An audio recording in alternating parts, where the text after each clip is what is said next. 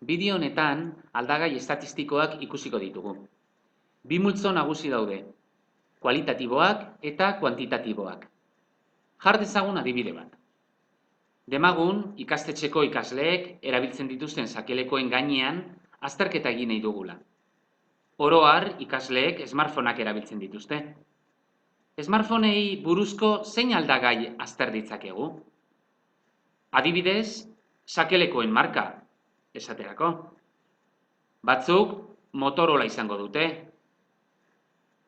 Beste batzuk hain ezaguna den Samsung bat. Gutxi batzuek Nokiaren bat.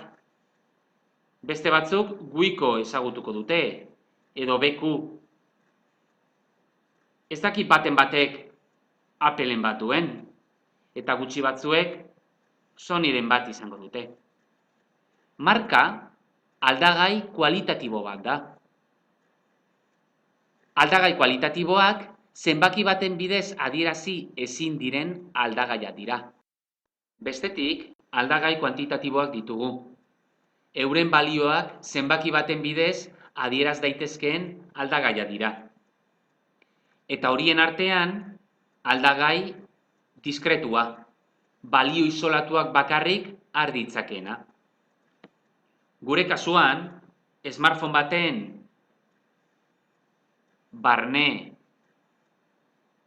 memoriak, esaterako, balio isolatuak bakarrik har ditzake.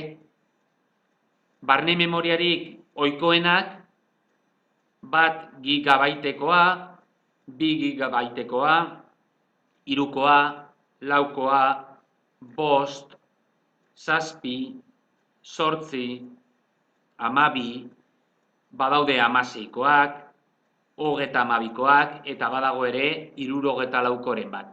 Baina egia da, 5,5ko bat edo 37 gigabaiteko barne memoriarik ez dugula aurkituko. Baina bada, aldagai jarraitua ere, tarte bateko balio guztiak har ditzakeena. Gure kasuan, prezioa. Smartphone baten prezioa 50 euro izan daiteke, edo 100 euro, baina tarte horretan balio edo prezio gehiago egon daitezke, adibidez, 64,2 euro, edo 97 euro. Beraz, prezioa aldagai jarraitua da. Orain zuen kontura, zein motatako aldagaiak dira smartphonearen neurria, modeloa, bere pisua eta RAM memoriaren balioa?